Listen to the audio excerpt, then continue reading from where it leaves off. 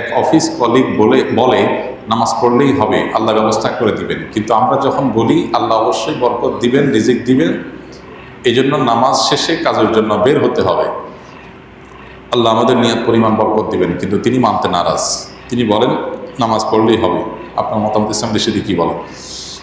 আপনার যে কলিগ এই কথাটা বলতেছেন যে নামাজ পড়লেই হবে, রিজিকের জন্য কোনো চেষ্টা করা লাগবে না, তো উনি আপনার কলিগ হয়েছেন, তার মানে তিনি চাকরি করেন। তো নামাজ পড়লে যখন হবে উনি চাকরি কেন করতেছেন? হ্যাঁ, এখান থেকে বোঝা যাচ্ছে যে উনি যা বলেন সেটা নিজে আসলে বিশ্বাস করেন না। আল্লাহ রাব্বুল আলামিন নিজে কোরআনে বলেছেন, ফাইদা কুদিয়াতিস সালাহ, যখন নামাজ মসজিদে আদায় করা হয়ে যায়, ফান্তাশিরু ফিল আরদ, তখন তোমরা পৃথিবীতে ছড়িয়ে পড়ো, ওয়াবতাগু মিন ফাদলিল্লাহ, এবং পৃথিবীতে ছড়িয়ে পড়ে ব্যবসা বাণিজ্য চাকরি বাকরি করে আল্লাহর করুণা অর্থাৎ রিজিক আহরণ করে নিয়ে আসো। আল্লাহ তাআলাই বলেছেন নামাজ পড়ে বের হয়ে যেতে। আল্লাহ বলেন নাই যে শুধু মসজিদে বসে নামাজ পড়তে। আমরা আল্লাহ তাআলার কাছে দোয়াও করব, আবার এক অপর পথে চেষ্টাও করব।